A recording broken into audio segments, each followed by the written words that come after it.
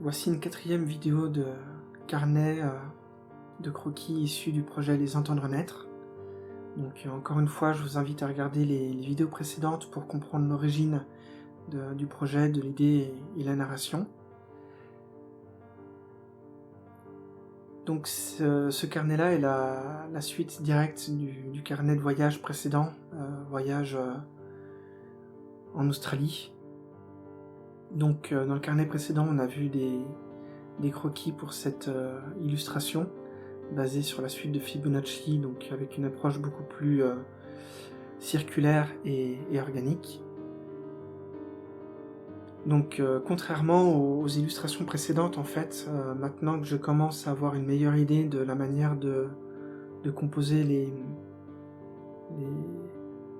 points de vue du monde ou ce genre de choses, je reviens au niveau de détail en jouant plus sur un rythme et un contraste entre les vides et les pleins.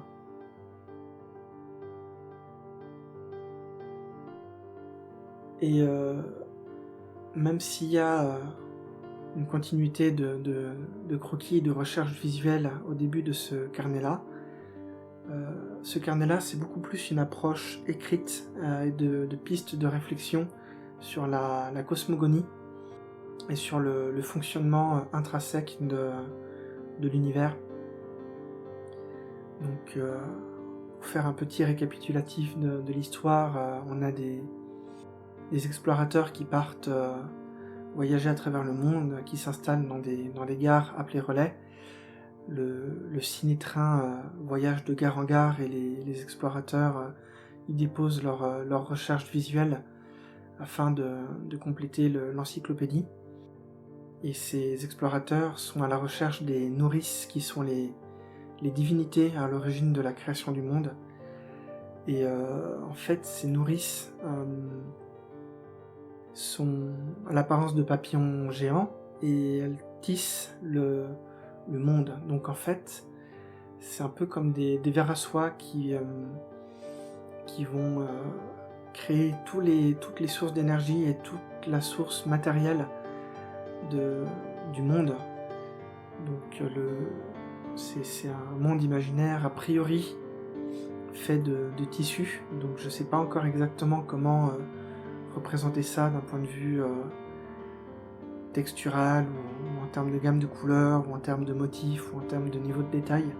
C'est des questions qui sont encore en suspens et qui vont trouver leur réponse pendant que je vais faire des recherches sur le style graphique en 3 dimensions. Mais voilà, en termes narratifs et visuels, j'ai vraiment envie de trouver une cohésion et qu'il y ait une narration par l'image et pas forcément par l'écrit, en tout cas quand on visitera le monde dans le projet fini. Donc voilà, donc ces divinités créent le monde en tissu et on peut faire un rapport entre notre réel à nous et puis ce monde imaginaire. Dans notre monde réel, en fait, si on zoome profondément dans n'importe quel élément, on va arriver jusqu'à l'atome qui sont des particules énergétiques élémentaires.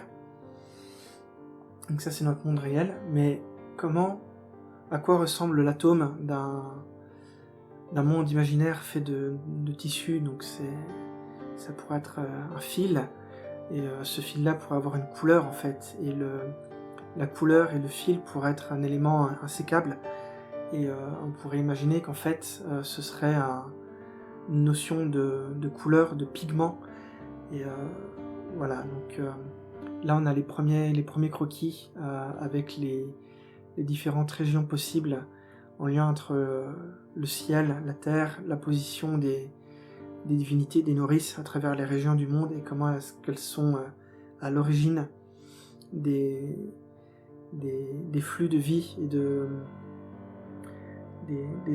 différents éléments qui constituent le réel de ce monde. Donc aussi bien la géologie, la météo, l'eau,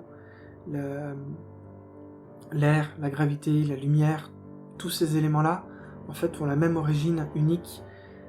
Tout est constitué de ce que j'appelle le pigment. Voilà.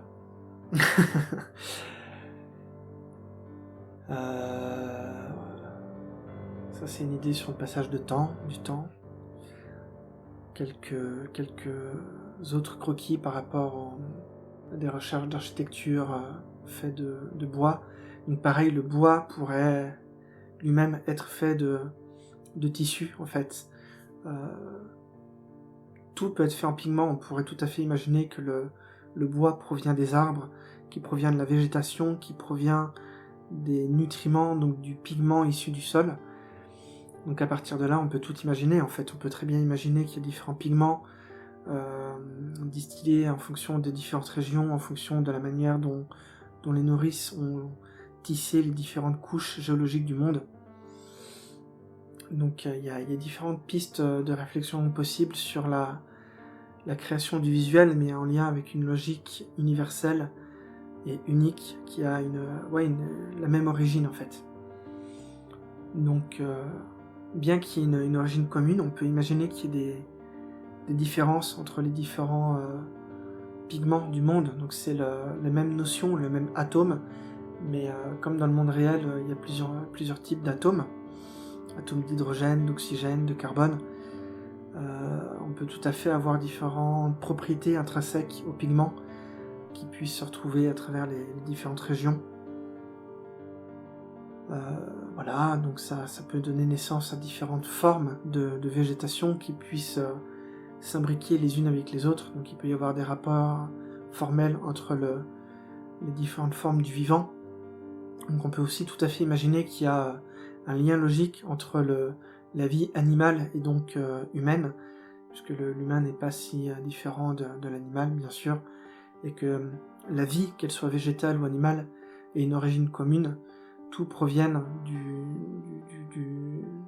du pigment, et chaque pigment peut être une sorte de graine qui pourrait laisser pousser la vie. Donc chaque forme vivante pourrait être à l'origine une graine qui pousse végétale, puis après elle prend une forme différente en fonction du pigment qu'il a intrinsèquement à l'intérieur, ou en tout cas différentes concentrations de pigments, et ça peut être intéressant de jouer sur les mélanges de couleurs et en fonction de la concentration de tel ou tel pigment qui proviennent de telle ou telle nourrice.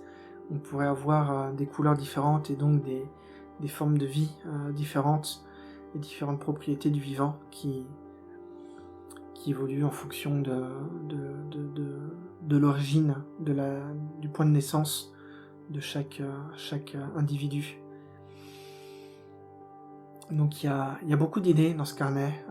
Je vous laisse mettre sur pause si vous voulez regarder un peu plus les notes et aller fliquer les fautes d'orthographe évidentes que j'ai pu faire durant ce processus créatif qui, je m'en excuse, n'est pas du tout rangé, puisque c'est vraiment jour après jour que je constituais les pistes de réflexion de ces différents carnets. Voilà.